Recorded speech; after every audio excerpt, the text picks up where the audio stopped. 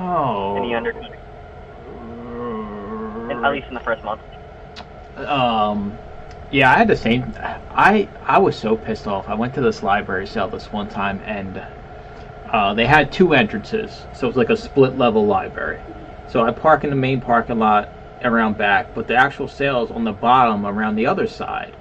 Well, it's like the library sale went straight up until like closing, and it was like 10 minutes before closing. I'm not the guy, like, I want to get all my stuff out. I don't want to keep anybody after, because I remember working at CVS, and like, of course, the last customers always want to hold you up way after. And I was like 10 minutes before closing time. Well, the lady that works at the library comes around and locks the doors to the bottom exit where I could have just pulled up and literally loaded my car. I'm like, hey, can you give me like 2 minutes? Like, I got all my stuff. I just got to pull my car around. It'll take me literally not even 2 minutes. And she's like, nope, sorry, and just walks off. I was like, you nasty, rotten woman. How could you betray me like this? I spent like $300 too. So I had to carry them all up the steps because they also turned off the elevator because they're closing. So I was just like 2 minutes, you can't help me out here? Like, I was nice and polite the whole time, and that's how you treat me? So somebody must have peed in her Cheerios that day. But it is what the church rummage sale that I go to every year. That's like a block and a half down the street. I just carry this time I carried all them damn DVD sets. I was just walking down the street through the whole parking lot like there's food trucks. I'm just carrying this huge box of DVDs. People are probably thinking like, what the hell is this guy smoking? I'm just like, yeah, don't mind me. Making my way back home. I supported the church with my $100. It's crazy though. Some of the people at these library sales are pretty comical, and I can see why, book scanners get a bad rep, right? Like, I'm in a small type area, and the few scanners I have that I come across are absolutely scumbags. Like, they stink, they're not polite, and I can see why book sales say no scanners, because unfortunately it only takes one bad apple to spoil the bunch, and in my experience there's more than one bad apple out there that's going to spoil the bunch a lot of the times. And yeah, so I get it. It's just unfortunate, and I always try to tell everybody like that I come across, like, hey, don't just assume all the book scanners are going to be like, a few of the douchebags out there. So I do try to fight the good fight for us scanners, even though I know it's an uphill battle overall when it comes to convincing people that all scanners are not evil. I still make my best effort to convince one person to think us in a light manner. So I got questions for you. Yeah, I know, I usually run my mouth the whole time. But if you were actively, like, if your sales were declining, like, just say your sales drop 50% over the next month, what would you do to try to get your sales back? This is just an open roundtable discussion, maybe for people that are on the downswing or not getting the results they think they should be getting, but you're doing everything that you have been doing, right? So it's not like you kind of slacked off. You just feel like you're not getting the results you should be, and your sales are down. I'm curious what some of you all would offer up as advice for somebody that maybe feels like they're in a rut and they're not getting the results they otherwise should be.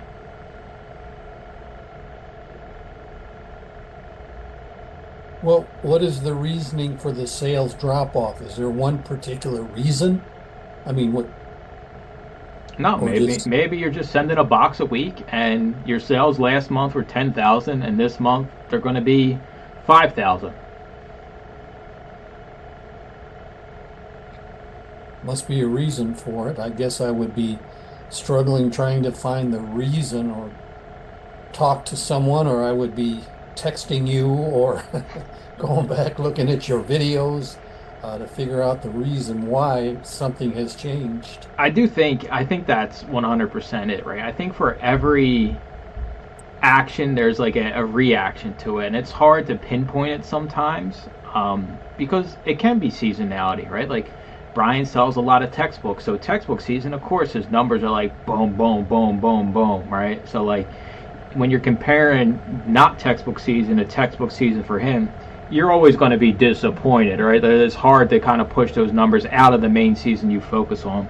But I do think you're right. I think there's always something we can look at. And one thing I really don't talk about enough, and I challenge everybody to do, is go in and manually reprice your items. Repricing and pricing is the most important thing in the Amazon land besides you actively just putting your stuff in a box and shipping it out. I know for a fact the majority of people don't go in and reprice. I know for a fact a majority of people don't go in when they're initially sending the items and price their items individually. And I challenge anybody that has low sales to go through, sort your inventory highest price to lowest price, and go all the way down to $30 and click through every listing and see, are you getting the buy box? If you are, well, what has this sold for last? Am I priced above that? I feel like there's a lot of people that are struggling when it comes to sales because they are assuming that the buy box is the actual value of an item. And in a lot of cases, that is not correct. The buy box is just what Amazon is giving currently. That doesn't mean that's what that item sold for previously. And I think that's why I see the sell-through that I see is because I list and I look at every single item I list. Even if it's 1,000 DVDs, CDs, books a week, I take a second to look at every single item I list. Even if it says it's matching the buy box, I still want to look at that. And I think the other thing is with the repricing, so many people get turned off by the idea of repricing. And I'm here to tell you, if you want to scale this, you need a repricer. Even if you want to make any type of money, you need a repricer. You can get away with it not having one in the beginning, but like after 300 units, like it's time to get one. And I think people are, oh, well, it's going to tank the listings. And me and Fida talked about this a lot. Like, it's not tanking your listing. That's just what the market value is. That's what the market's dictating today, that the value of that book is in Amazon land. So it's not like it's I think people feel attacked by repricers, and I want to kind of get everybody's head out of that and be like, hey, if we can sell it today and we only spend $1, like, who cares? Like, let's sell everything today. And for some people, it's hard to grasp that book that they bought and it said it was going to be $50. Well, it's now a $13 book, and you're going to make $4 instead of the $30 that you once thought it was going to be. I think once you can start swallowing that pill, I guess, that's how you're going to scale this business. And like, I know you guys probably think I joke around when I say like, I just want to sell everything, but I really do. Like, nothing else matters. Like, we're not going to make money unless we sell stuff. And for us thrifters, like, I mean, for $1, we basically can go all the way down, if it's a DVD or CD, to like $6.50, $7, and still come out ahead, even with our dollar buy cost. And we just get so worried that, well, I don't want to put my minimum down too low. Well, I don't want to do that. Well, then what happens here, and I see this happens, is I guess you can't have your cake and eat it too. If you're not going to reprice aggressively, then your sales aren't going to be there for you, right? Like, you can't complain that sales suck if you're not repricing. You also can't complain that your storage bill is high because items aren't selling, and your long-term storage is up because you have a lot of items that are sitting there for 6 months.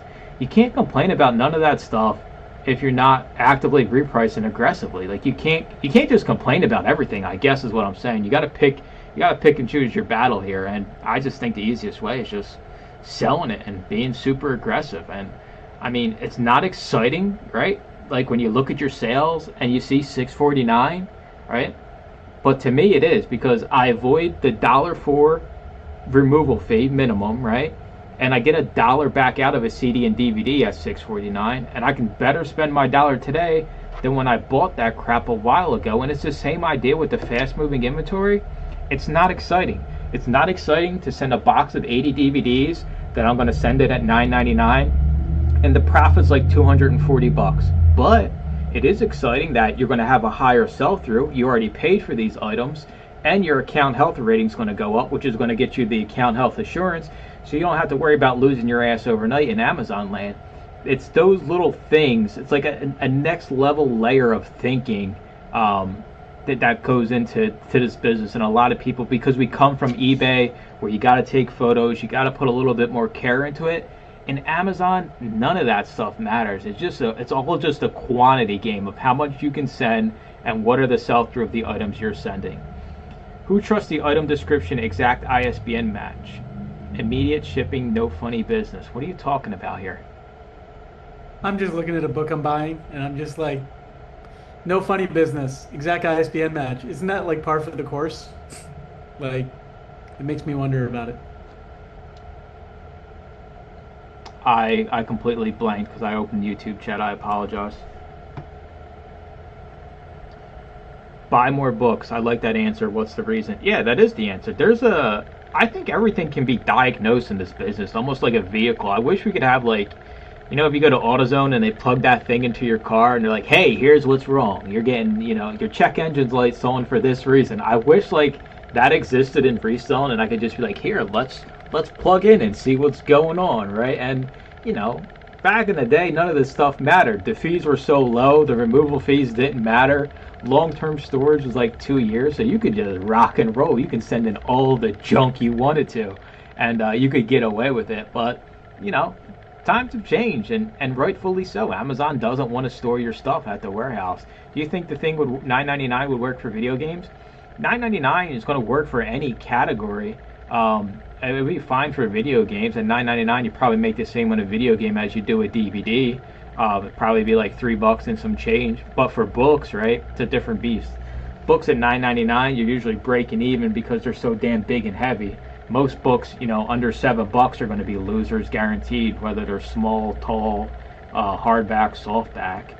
I just like the idea of selling stuff. And I as much as I want to sit here and say that people don't complain if they sell more, I've had experiences with people that I do coaching with that have literally sold more items than they ever have and digressed and decided to, turn off a repricer because even though they're making more sales, they felt like they were losing money because the repricer was pricing their items down. So let me just explain how crazy this is, right? So you come to me and you say, hey, I'm not getting the results. All right, let's get a repricer going. You get a repricer going. We have another one-on-one. You come back and you say, hey, I had the best sales month I've ever had, but I have to turn my repricer off because it's tanking too many of my listings. This is what I'm talking about. It can't. I just try to find like the thought process that goes through people because it's different for me, right? Like I'm cash flow positive. I have emergency funds. So like I'm not really relying on that next Amazon paycheck coming in. But even if you are, I'm still asking myself like, why aren't we just pricing everything to sell today? Right? When I make that initial listing, you think when it says FBA 2, FBA 3 that my ass is leaving it at the FBA 3 or FBA 2 price? You're dead wrong. I'm going right down to the lowest. And in a lot of cases, I'm going to undercut the lowest by a penny. And people still argue with me to this day that penny undercutting destroys Amazon. Well, I challenge everybody to go look and see how many items you penny undercut tonight will sell instead of you waiting to take your turn.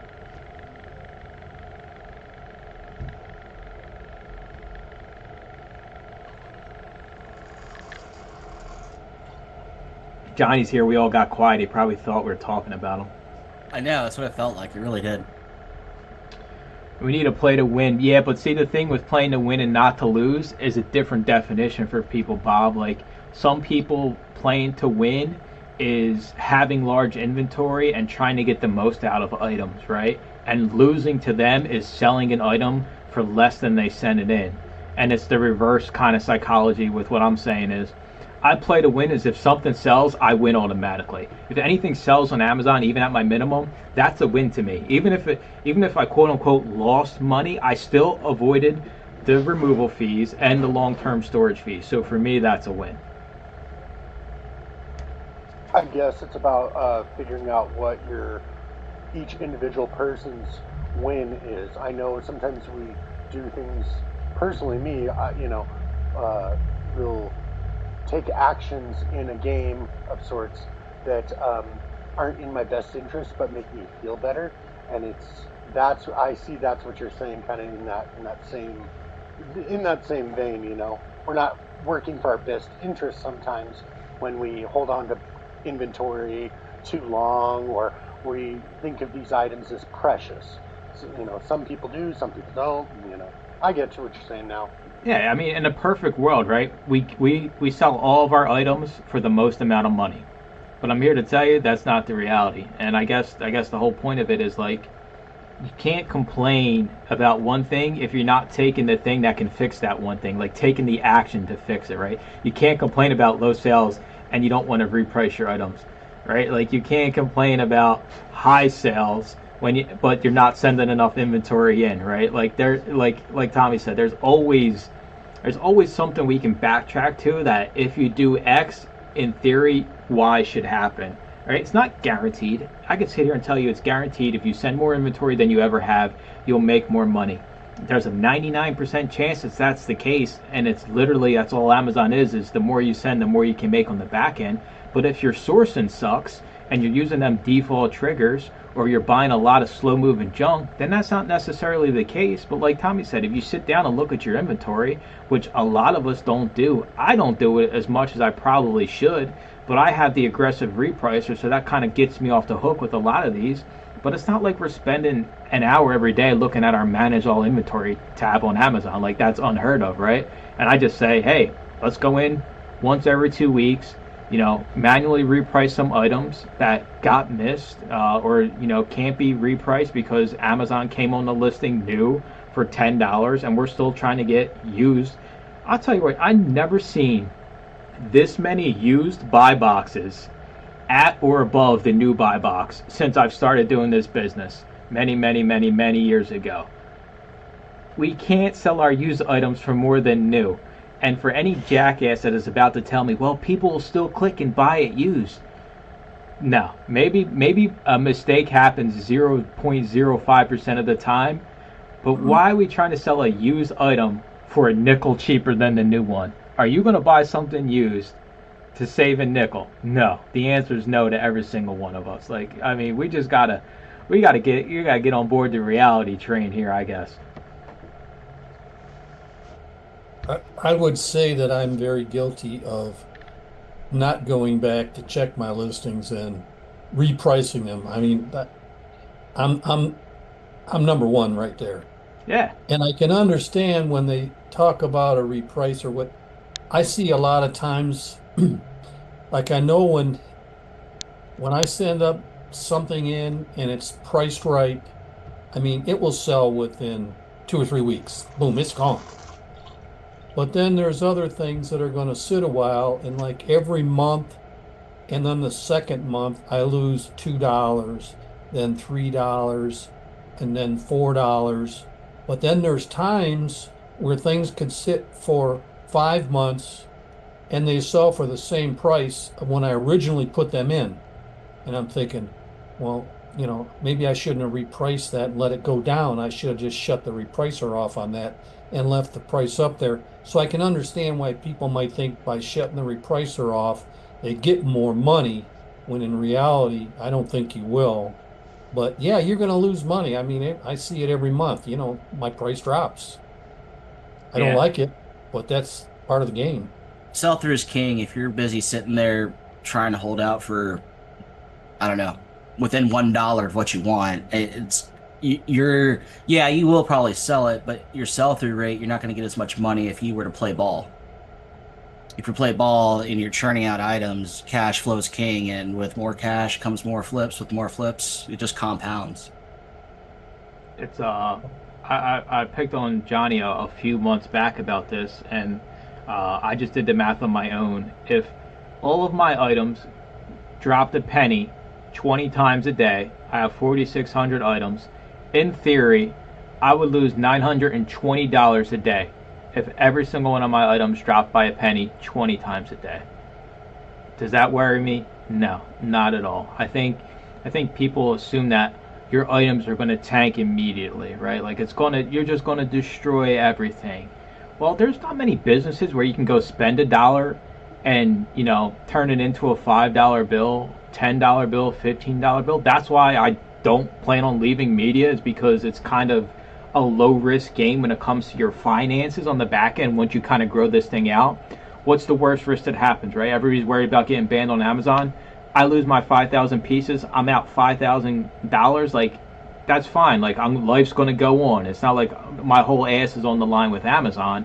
And I think the way to get there is being aggressive. And, you know, like Johnny said and Tommy said, like, let's price our stuff to sell, and let's go back and once a month, twice a month, just high to low, just see what's going on out there in your listings, because a lot of people, they don't actually check what's going on, and they're like, well, my sales are down. I'm like, all right, well, let's go look. And that item they had priced at $300 is really a $20 item, but when they send it in, maybe they just let the software do it. And Sigil, our resident workout gym rat, if you ever seen Sigil work out, he can do some crazy shit on like the pull-up bars. I don't know how he does it. Follow him on Instagram, and you'll be like, who the hell is this guy? I know, screw the music. Just see me do some pull-ups is crazy. Talking about is pretty big. I've been setting repricing minimum and maximums on a lot of the items that I'm listing now. I have my repricer set up. And what I'm doing is anything under $10, I'm letting my repricer handle. But anything above that, I'm paying a lot more attention to, making sure it's priced high enough. I'm not going to sell, like if there's some offers for like $17 and it's also offers at $10, my item might get priced at 10 when it can sell at higher amounts. So I think it's important to pay attention to that. But the reason why I raised my hand is because I'm thinking about monitoring all of these items, and when you have thousands of items, it takes a long time to do this, even once a month, which is, it should be done probably even once a month at least, if not a little more frequently. But I'm thinking about like trying to hire a VA. What type of rules would you give to someone else to reprice these items, because doing it ourselves is time consuming. Well, they're going to have to click through the listing, right, to see if you're in the buy box. That would be the first thing I would want them to do, is like through your manage all inventory, click on the listing, see if you're in the buy box. If you're not in the buy box, see what the price difference is, see what the new price is, and then what the used price is that's actually getting the used buy box. Because in my experience, a lot of these items, the buy box doesn't populate, especially on some of the no FBA offers, and that just says that our $17.99 is out of line. And usually if you drop that to like $15.99 or $14.99, the buy box will appear and you'll be the buy box winner. So a lot of it really isn't even the prices tanking, it's just we're not even, the used buy box doesn't show up on the listings. So I would have them, are we in the buy box if there is a buy box? If there's no buy box, then we got to lower our price. That's a guarantee, because the price we have isn't working for them to trigger a buy box. So we know those automatically got to go down.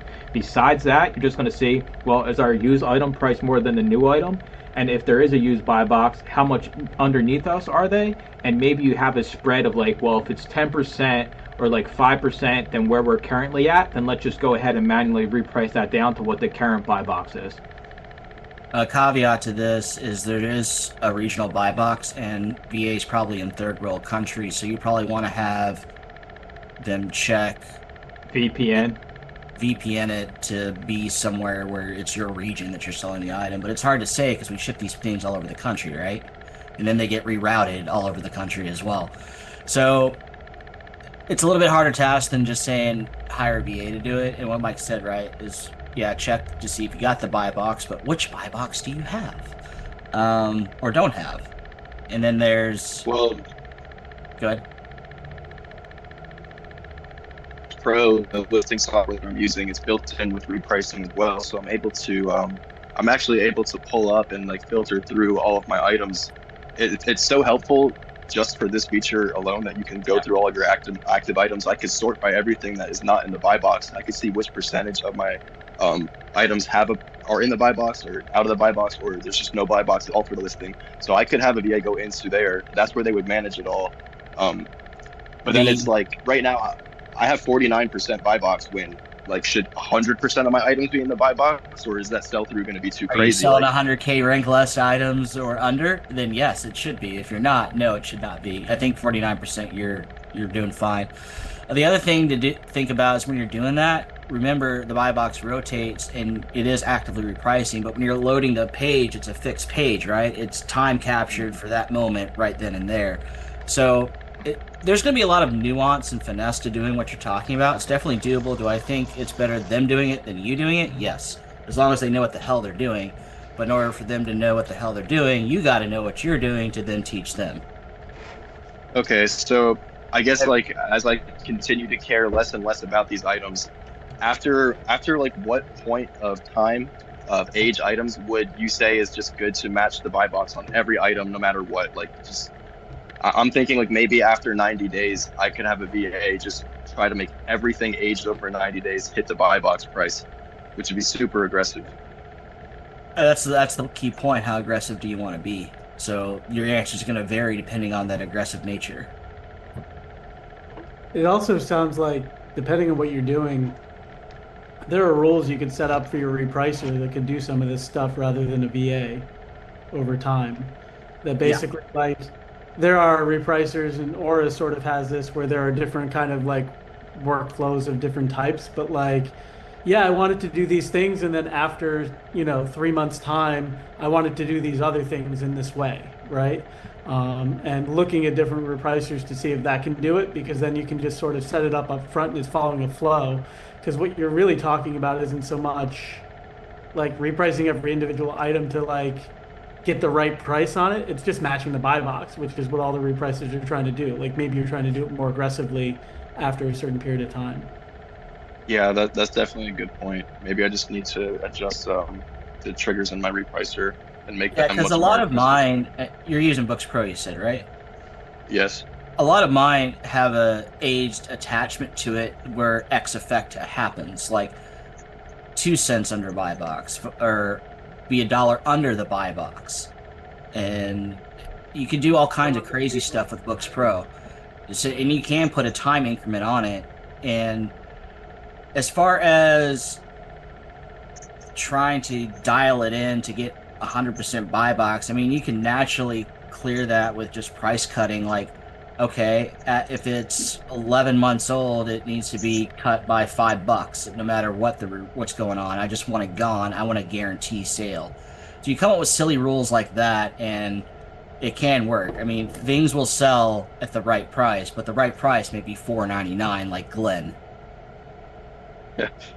Yeah. I just I'm thinking on it a lot because it's hard to have the exact right I system think dialed in. I think a better metric to look at is how much of your shit are you liquidating, disposing at the 12-month mark. Yeah. I mean, price latching will churn a lot of it, but there'll be a lot of stuff left over that period of time that just sits there. Are you just going to let it rot and you incur a fee for it rotting, or are you going to liquidate or dispose of or recall? So I'm getting rid of like I'm under 100 units every month that I'm liquidating, getting rid of in my business. So maybe you can use that as a guideline. So I'm only burning 100 crappy books a month that I bought 12 months ago, and I just reprice a penny under the buy box until 6 months, and then I get crazy and I undercut the lowest FBA offer regardless of buy box condition by a penny. You can even set it up where after 9 months plus $3 over merchant. It's pretty low, I mean, but you can after do a whatever time you frame want. too, it's like why even not compete with the merchants depending on how low they are, right? So you're trying to get something that's 11. These are just random numbers. I know this is probably not the best, but they're selling for 9.99 merchant. You're trying to get 11.99 because it's like the lowest FBA price. If you just want to be rid of it and it's been there for 9 months, I just do 9.99 and be rid of it, right? Especially Yeah. if it's a book or something. At that point, you just want to be out of it. But I think that like there's that. I will say myself, I repriced all of my disc media down to 5.29 4 or 5 months ago. I still sell like one item a week, less than $6. Sometimes it's 5.29, sometimes it's 5.69, sometimes it's 7.99. Like I'm pretty sure I'm matching FBA still there, and I was going to wait for the year mark to go down, but you'll get the sales after a while for those things if you give it enough time. But if you're worried about the year and then you're going to liquidate, you've got to plan the time ahead. I'm going to hold on to my stuff because I've got too many high priced books in there instead. So, for whatever that's worth, I thought they would all go sooner than that. You can also, like your global minimum, have that impact. Don't go. You can have it like minus 50 cents or whatever you think your liquidation slash disposal fee is going to be. If it's cheaper than what that's going to be, why not go negative slightly below that number? So instead of paying $1 to destroy it, you could pay guess so. -50 cents to have it sell. And then if you have to destroy it and eat that $1 anyway, well, Yeah. let you toss some stuff where you're saving 50 cents technically. Yeah, I guess it's also a balance of not doing that too early, because the storage fees are relatively low for items. So maybe cutting an item off at 6 months hasn't even given it a full Christmas cycle. Like I kind of like the 1 year cycle more than 6 months. But Mike, are you auto removing items after 12 months? Is that how you have it set up? Automatically liquidation, destroy. But my Okay. dude, just mine is like You're I'm making like- Fita mad over there. I am an absolute madman. I want it all gone. Sell it all today. And honestly, my sell-through rate on a monthly basis, I don't know if any of you have ran your numbers, but I'm over 20% a month. So like I'm selling almost as much as I can send some months. So like my business is almost capped out. Like I talked about in my last video. Like honestly, I'm probably like the 20K a month type person is going to be where I'm at unless I stumble into some bulk buys. But for me, like that's fine. I accept the fact that hey, this is my business. This is what it looks like. So if you're trying to grow this into a lot more units, but I'll even say this, like my split has gone down, right? So like I'm not getting to 50-50 because my ASP is like a little bit under $15, but my payouts have gone up because I'm pricing more aggressively. So I'm turning my money quicker, even though it's not as much as it once was. I get more in my bank account. It's all a balancing act, dude. It's just how much of a psychomaniac you want to be in this game, honestly. What Yeah, knobs and dials do you want to turn? Yeah. How much?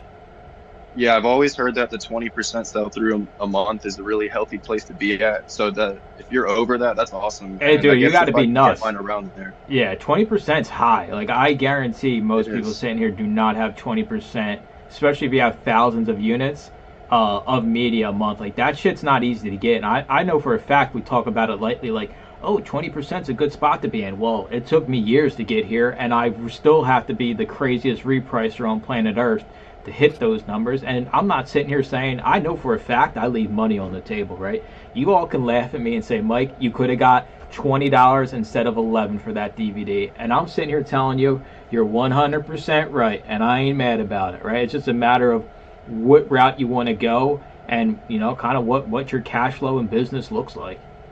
And We're gonna one laugh thing, at you anyway, to be fair. Yeah. But sure. one thing on this too that I don't think we think about quite as much, but like going for that extra dollar, two or three that you might get on that could in the end cost you that sale overall, right? For some of these items that you're certainly sending in with all that disc media that you had and probably other stuff that you had, you may not have tons and tons of sales a year. So if you miss out on that sale, you're holding it for a much longer period of time or anything else. And what was very interesting for me when I was at the Books and Beyond conferences, I'm talking to a lot of people who are doing arbitrage online like I am for books and media, and they did not really think about how it's really good to think about the lower returns in terms of like ROI and to get those faster sell-through rates, which Mike has always put out there. And I'm just like, yeah, look, do I want $3? No, I'd rather get 6 or 8 or 10. But if it means I sold it inside of 3 weeks or a month, I can use that $3 again immediately, right? And I know I got the sale, end of day, period. And I don't know that I'm always going to get that because some of the stuff we send in might sell 20 times a year, and some of those could be FBM. So Yeah. there's a lot of aspects to it depending on what you've got. But if you're matching the buy box for the first while, I'm not worried about it. Like my ROI right now, we were checking earlier, is 52%, and my minimum sort of threshold for buying is like 25. And so that's my minimum for listening. Yeah, and like Sigil hit it on the head. Like the storage is nothing, so don't be like, oh shit, it's long-term storage. Well, instead of paying a penny and a fifth of a penny, you're paying like 2 pennies per month, right? So that's like that fee is 100% doesn't even make any sense. Like that should not sway your decision in any way, shape, or form because it does cost absolutely nothing. It costs more than rent one of these damn storage units and store your shit yourself than to pay Amazon to store it, even during peak season. So that shouldn't sway your decision. It's just, I think it's all a balancing act, and I think I've also gotten better with leaving some of the long tail garbage behind that I used to buy. I will still buy long tail if, especially if I'm the only FBA offer, 100% of the time. I think it's just been a natural progression for me that yeah, my average sales price has gone down. And 2 years ago, right, like I was touting, hey, you got to keep above $17, $18 ASP, but I just sell through has been my only focus this year, and I think like moving forward, like this is just what it's going to be. How fast can I turn and burn this inventory, because it doesn't take much work to get it out the door, and that's just it's gotten the results that I've gotten so far this year. And I'm not mad about taking less home from Amazon. I'm fine with a 40-60 split if that's what it comes down to, because at the end of the day, it's still super easy for what we do, and it's not like I'm doing backbreaking bust your ass type work over here. I don't know, those free flights of stairs, we hear about that a lot.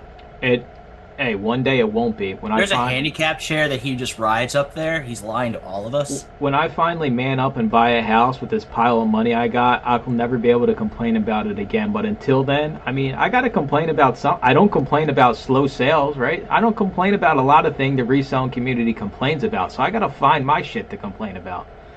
I want to know how this pile of money is piled. Like, is it sort of like high, or does it have like a broad base? So think leaves. Think a pile of leaves outside. Think high yield savings account and an investment account that I can withdraw from without penalties on my money I put in. Don't let him lie to you. It's a closet, and when you open it, it all falls out, and it's just like a pile of leaves. Yeah, it's in the mattress. Like, the next time we talk, remind me to tell you about something specific on that. 20%. Julian said 19%, but I know Max reprices aggressively too. I'm pretty sure Julian's the same way. So I think, listen, as long as you're selling stuff and getting results, I think you gotta wiggle around with it. And maybe there's something out there where you can price your items that are above $20. You're not as aggressive on, but the items that are under $20, you're more aggressive on. Like your bangers are your bangers, and they are, so those don't get crazily priced. Feed at 35%. Yeah, well, that's easy when you got 10 items in your inventory. Well, they're all priced at $69. I got almost 7,000 now. It's one SKU and it's Hello Kitty on Wii. It probably is for 1 cent. Yeah. It's My Little Pony. Joke's on you. Oh, he's a brony. I knew it. As long as you're making money and your bank account's going up, I don't give a shit which way you figure out to do it. But you can't complain that your bank account's not going up if you're not consistently sending items to Amazon. Like, that's just the 100% false narrative out there that this is passive by any means necessary. It is not passive. You do have to put some work in. But I still think you can get away having a great media selling business on Amazon. It's definitely the best platform to sell media on. I don't give a shit what person out there in the internet tells you that selling on eBay, whatnot, Pango, QVC is a better platform to sell media on. They're 100% lying to you. But I still think we can have nice businesses and really not, be doing back-breaking work, especially if you compare it to your average 9 to 5. Like, I was a store manager at CVS, and my take-home pay every 2 weeks was like $1,200. Like, that's shit to what I make now, and I'm not working nowhere near the CVS hours I was. So I'm just like, I'm just over here vibing, just trying to see how much money I can put in my bank account and stack away in retirement, and not have to stress about all the little things in life. And that's, like I even said in my video, like, I got a guy that sells Gaylords around me, right? Credentialed Gaylords. I don't get, you put whatever fancy word in front of Gaylord you can imagine. So, like, if I wanted to, could I just go buy 20 Gaylords? Like, yeah, let's do it, right? But like I said, that's not me. I want to enjoy the business I have, and it's the same idea. Like Johnny says, well, Mike, you want to make more money? Well, drive a little further.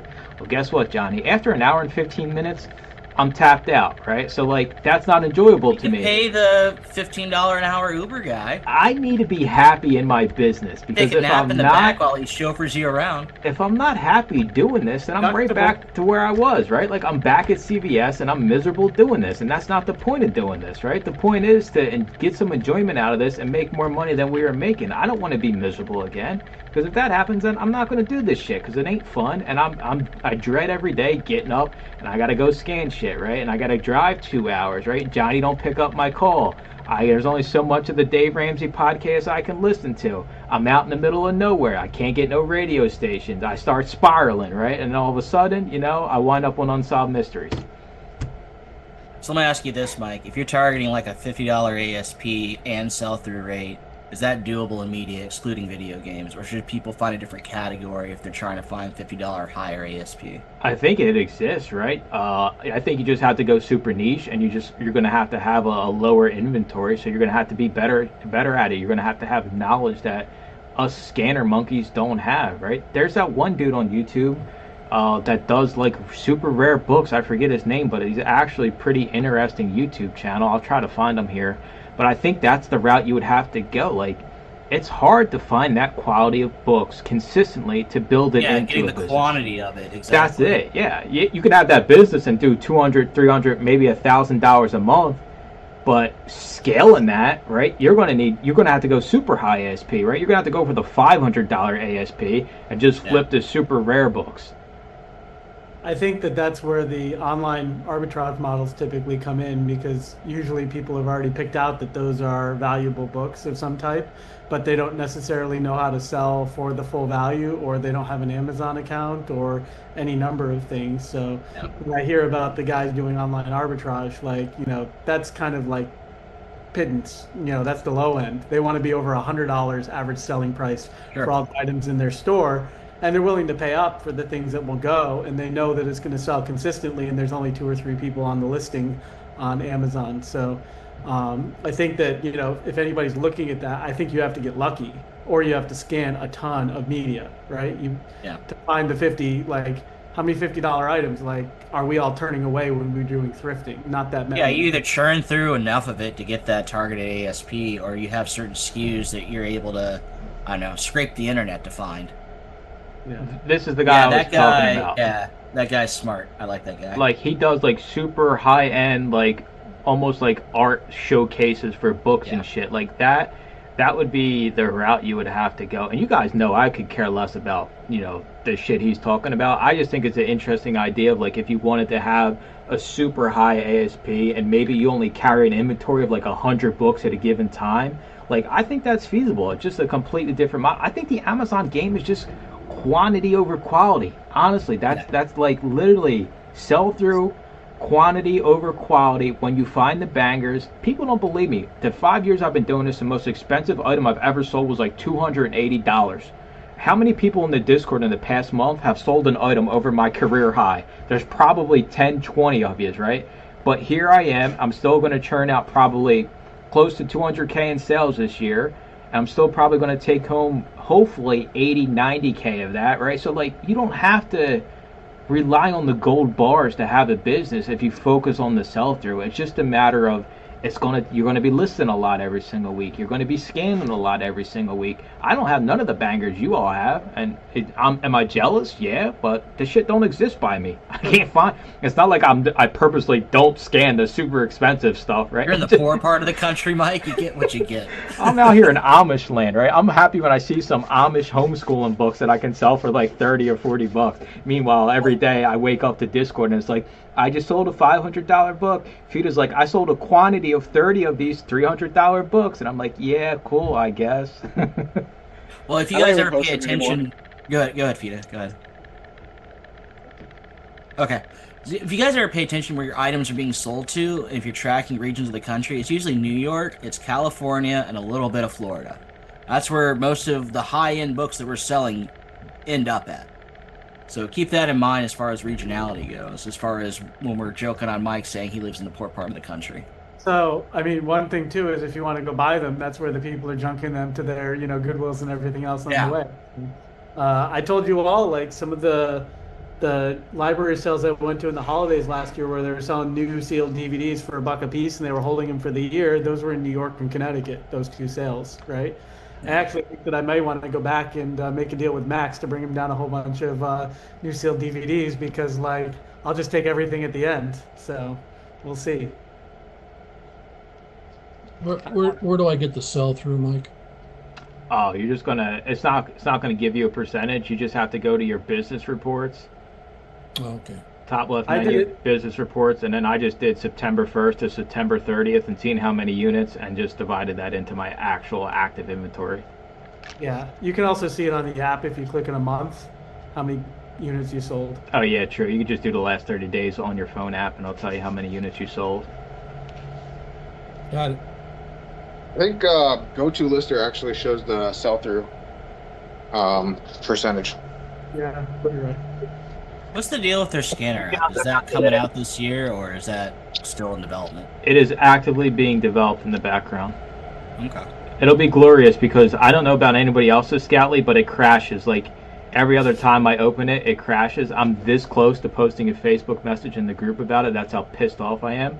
But I've uninstalled it, I've re-downloaded it, and like every so often I'll just open the app and it'll say, "Oh, it has crashed. Open it again." And then I'll go and I'll cover scan something for Amazon, and I'll come back and I'll reopen and it'll crash again. So if you guys see a nasty post from me in the Facebook group, just disregard it. How is the Booksy Pro What I scanner? say, Johnny? Say again, Fita? As you walk away? I said, do you remember what I said? Scout IQ? No, never. I'll work with a broken Scout. Nah, What Scout about the IQ, Booksy okay. Pro? Don't you Yeah, have that in there? Yeah, hold not up, I hold don't. up. I don't like Booksy. It's not. I don't like it. It doesn't work. It needs the internet to function. And if you're in a place without internet in rural Texas, it doesn't work. 100%. Scout IQ can kiss my ass no matter how great of a scanning application they put out, because they kicked me off the affiliate list when they bought it from Caleb and Matthew. So guess what? Actually, Johnny, it's funny because I heard Omer, who's got Booksy Pro, because he was at the conference, and he was talking about having like the database so that you could like scan fast and everything like that. So I don't know what the You're disconnect 10 is. years behind, Omar. Get with the program. I got moral grounds I stand on, and people that don't want to have open conversations like thrift books, and scanning apps that don't want to allow their affiliates who promoted that software for the past 5 years continue on, both can kiss my Philadelphia ass. I want to see the Goodwill who builds a Faraday cage and their rafters there, and nothing works electronic. It'd be glorious. Yeah, it's I don't mess around with any of that. Gail says, create a new listing. It says there are 2 available. I have not sent 2. Just create a new listing. The quantity will either iron itself out, or they will say you have 2, and when the second one sells, and they go to find it, the poor guy at the warehouse will just walk around in circles for 3 hours, and then they'll just adjust your quantity or say they lost it.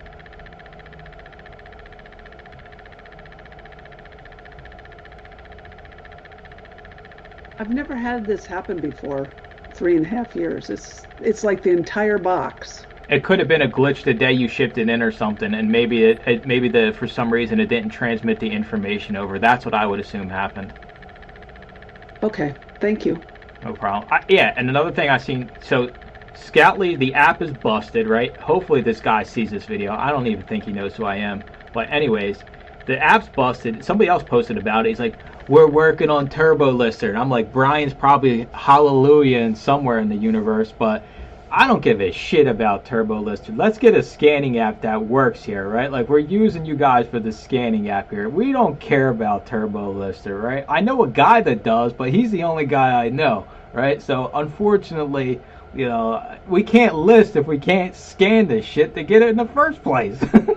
Caleb Roth's non-compete ends in 2.5 more months, so in 2026 you'll get another new listing software. But my guess, maybe I should just launch my all-in-one software. Get ChatGPT to build me out software. It's going to be expensive though, real expensive. $5 a month. Unaffordable. Prices are going up at the new year. what does the used book guy group discount look like for that? Nothing. No discount. You guys get enough of me at a cheap enough price. I get paid like 39 cents an hour overall.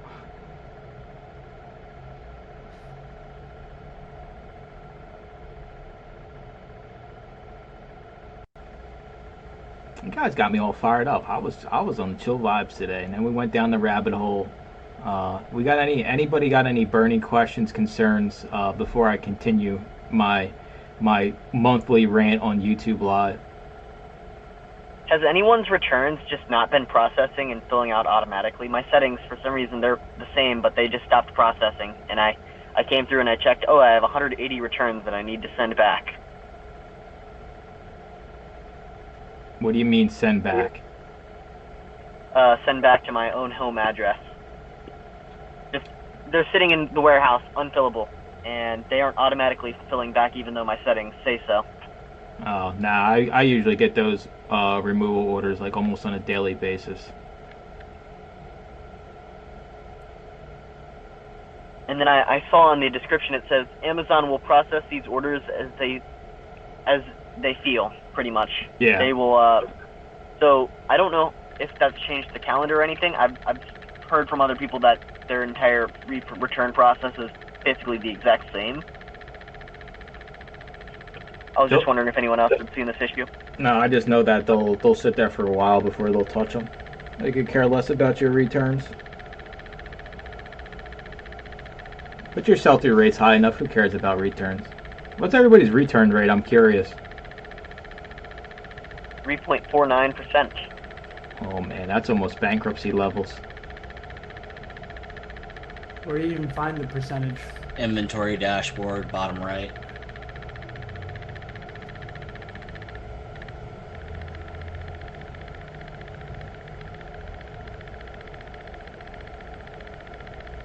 Come on, hot shots, spill it out before I tell you mine. Mine's probably high. I wanna. 5.34. Oh man, you're definitely bankrupt. 4.9 for me. All right, I'm still in the lead here. Anybody got any other return percentage here before I spill my guts? Yeah, give me a sec. I'm logging in. This guy's not even logged in. What a hot shot. I don't need to be. All having 3.99. Oh yeah, you still lose. Yeah. All right, I guess I'll take the victory. I don't know what you guys want to do for me having the lowest return rate out of the group. Maybe it's because my prices are so damn good that they're like, hey, it's not even worth returning. Let's order stuff from Mike and get his return rate back. It doesn't cost us anything. Let's put Mike out of business with returns. Yeah. 2.73%. So suck on that. That is actually like it's that's really good. Interesting Yeah. with your everything is good. I don't care. Sell it through model. It must be that they don't feel like they're overpaying, so they don't return your Yeah, shit. like, I ain't pay $5 for this. Who cares? You know, cut this guy a break. Clearly, he needs the money more than we do. What's supposed to be like a good return rate? I mean, is it 3 or under technically? I think it's 5 and under for 5 media. and under? Yeah. Did anyone see what I posted in the chatter section of Discord? How long ago? Yeah. Very early this morning, like at 3 a.m. No. Let's just sleep. Okay, so you know how whenever we send stuff to Amazon FBA and like it gets there's items that get rejected and they continuously get rejected over and over, like infinitely. Yeah. I found out where those are on Amazon. I think there's got to be a way to fix those. I tried a couple different things. I couldn't figure it out, but if you follow the steps that I laid out and the screenshots, it'll show you exactly all those items in a list. So, the problem I have with this is it fixing it for the whole catalog, or is it fixing for yourself? And if it does fix it for yourself, you would have to go ahead and list through Seller Central, because when you relist it, it's just going to create a new SKU in the system. That's a good question. I don't know the answer to that. If it does fix for like the entire catalog, then maybe we just pool our money together and we get one person in the group to continuously fix all of them for everyone. I'm glad you got volunteered, Max. No, I'm not doing that. I get my VA to do it. You guys can just pay. Pay your VA. I heard $3 an hour. VAs make Well, like if you 20 guys are all cents an hour. benefiting and everybody puts in, a quarter or something for everybody in this call, that'll cover the VA salary for that hour. So. But they're going to There we make go. so much money, they're going to move to the States, and then we're going to have to pay them a real wage. We'll just get the best VA, pay them like $15 an hour. We'll get the best damn VA to ever live. You don't sleep for what we're paying you. That's You what I'm work saying. nonstop. Yeah. IV coffee drip for you. I talked to a guy who's doing megabucks, and he looks at his profitability every month, and his VA gets 3% of his bottom line profit. So he said, that guy works so damn hard, right? And he basically triples his salary in the bonus every month. Yeah, definitely. Deb just donated to the VA cause by gifting a membership over in a YouTube chat. So thank you, Deborah. Hopefully that came out of your bank account and not mine. I tip my employee in books. He gets to read. All right, so I don't have the highest sell-through, but I have the lowest return rate. So I mean, I'll take home a trophy tonight. I take home a Dundee. I can live with one award. I just challenge everybody to find your rhythm, find your groove. Don't be as crazy as me. Don't be as not crazy as the person that doesn't sell anything ever, right? Because you do this to make money. It's all about finding that balance in between. And I say it all the time, and Johnny says it all the time, and maybe we can get. That's what I'm gonna do, dude. I need to get some channel merchandise, and I'll have to pay Johnny for the trademark. And it's gonna be Pepe holding a sign, and it's gonna say, "Everybody can run their business as they see fit," and we'll make trillions of dollars off the Pepe shirts. You're just gonna have Nazis buy our merchandise then. I just feel like, man, there's so many different ways to make money, and if you really focus on this business and block out everything else, like maybe you're the person that is juggling multiple platforms, and you're not getting the results anywhere. Even if that means you cutting out Amazon and focusing solely on Whatnot or focusing solely on eBay, I think if you just focus on that one damn thing, irregardless of what platform it is, what business model it is, you'll get results as long as you understand that it's not going to be quick. Amazon's not get rich quick. As much as these people push the social media stuff to go start flipping RA items and sell books, the same week, that shipment we send this week ain't getting there for 3 weeks. It sells, that money's sitting there for another 4 to 5 weeks, right? Like, this is a longer play game, and it's not talked about enough. So if you're willing to commit time and understand that it's going to be a slow growth period, but once you do get the buy box and once you do have the cash flow, you literally become the person that can't spend all the money and buy enough items every single month. That's kind of when the whole thing blows up.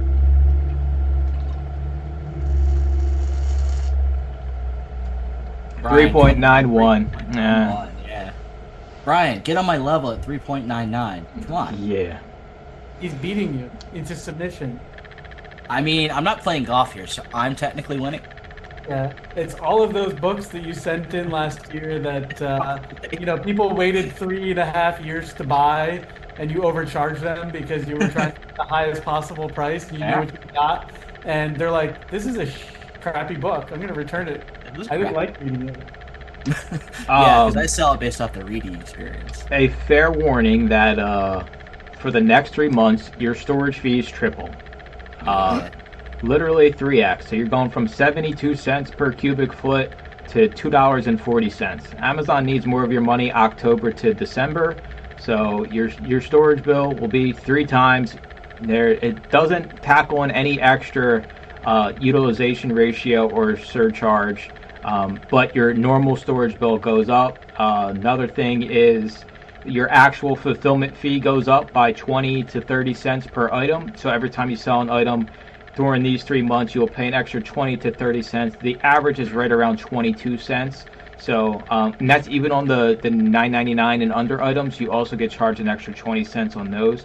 So this is Q4 where Amazon needs your money, and just don't be surprised when your storage bill goes from $50 to $150 for the next 3 months, and this is it every year. At least we can still send inventory in Q4. Hallelujah, we survived the restock limits. So as much as it may suck to pay 3x in storage, a long time ago it used to suck, like really suck, like Johnny talks about suck, like that level suck existed on Amazon. What's the suck? Yeah, you had to shut your business down for 6 months. So we don't got to do that no more. So I'd be willing to pay whatever it takes so I can still send items in Q4. I bid on extra space. I was at 97 cubic feet, and I bid on an extra 40 cubic feet, and I sold a shit ton that week, and I didn't send enough. So I'm going to have to pay $50 stupid tax for bidding on extra space and not using it. It happens. You just call it stupid tax. You move on to the next thing. What are you going to do? I can't be the best all the time, right? Like, I can have the lowest return rate, but if I can't find stuff, I can't find stuff. Didn't you guys say that nobody ever really pays for that stuff? Yeah, besides me. How did you pay money? Did you not just nothing sold that week? No, too much sold that week. What do you mean too much sold? I was at 97 cubic feet, so I bid up, right, to 140, right? Yeah. Well, I sold too much that week, so I couldn't get back to that. Stop talking. Stop talking. Go to inventory dashboard, and what's the hamster wheel say you owe? What are you talking? I bet you pay nothing. No, bro. I didn't even use the extra space. It doesn't matter if you use it or not. It's based off your sell-through rate. Hold on. Inventory dashboard, scroll down to the capacity manager, and then open up your thing like you're going to bid for more. Oh, I don't want to bid for more. It costs me money. I know. You're not bidding. You're just looking at your hamster wheel. It's gonna be free, Mike. It's free.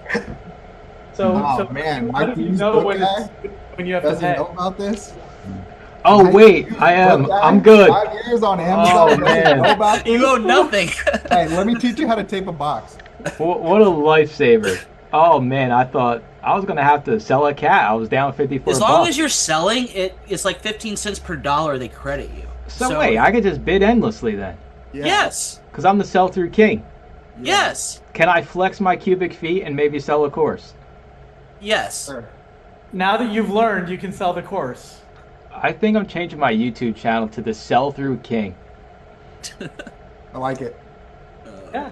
Better than the book guy if you're selling mostly media. The returnless goat.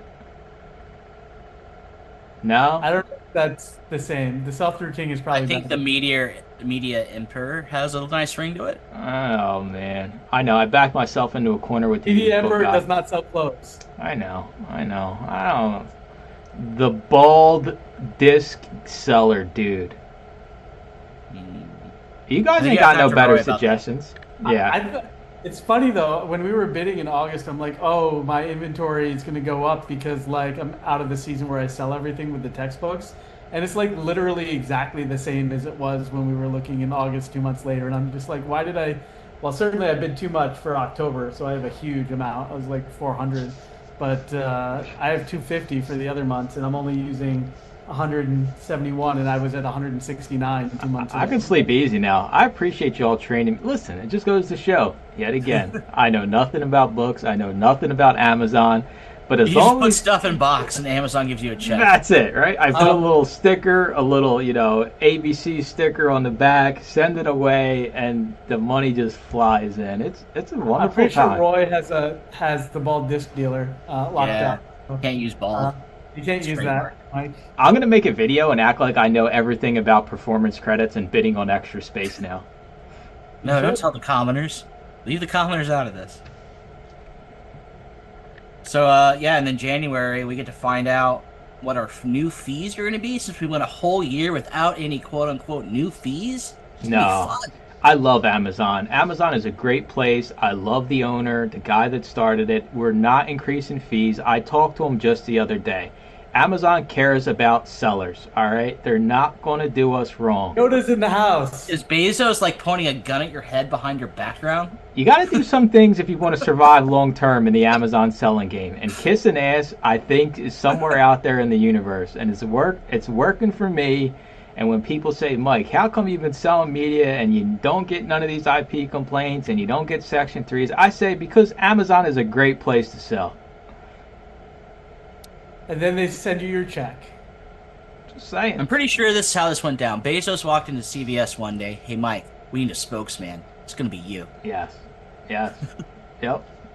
I wonder if these platforms have like people that are out there on social media like following content creators that are selling on their platforms. Like I wonder if they have dedicated people that are just like, hey, let's see what's being said about They our-" definitely monitor for key buzzwords and stuff like that, and then somebody reviews it. If something of note, it goes upstairs to figure out if legal needs to send out a cease and desist or not. Yeah, I got a thumbnail of me like punching Jeff Bezos, so maybe I got to go back and change that one. Maybe if you add blood elements, you'll get that lovely. Maybe cease if and he's desist. beating me up, it's fine. Oh, yeah. Yeah. I just gotta flip it on Canva real quick. Horizontal flip. And you know what it should be? You should ask AI to build you an image of like Jeff Bezos beating you up and stealing your money. Yeah. I finally went ahead. My last accomplishment for the week, and I was thinking about doing this, and I'll talk to Johnny behind the scenes about it. Coming up with like a monthly to-do task list for Amazon and eBay sellers, like things that you should do every single month, so you kind of can check it off. But I finally got around to updating my membership video on YouTube. So like if you go to join the membership, I had one from like when I first started, so I went ahead and updated that. I made a new thumbnail. I know it took me like 2 minutes. I just couldn't find the time because I work in my business like 20 hours a week, so it's hard for me to squeeze things in here and there. How many hours do you spend on Unsolved Mysteries? Is that like 30? I've seen them all, so it's all reruns. So now I'm usually watching Just Dog. rewatching I watch Dog the Bounty Hunter, and then if he's on reruns, then I'm kind of up the creek without a pal. I watch Walker Texas Ranger if he's on. It's a good show, you know. Yeah. Used to spend my Saturday nights with Walker. We watched a show on Netflix called A True Haunting. Pretty good.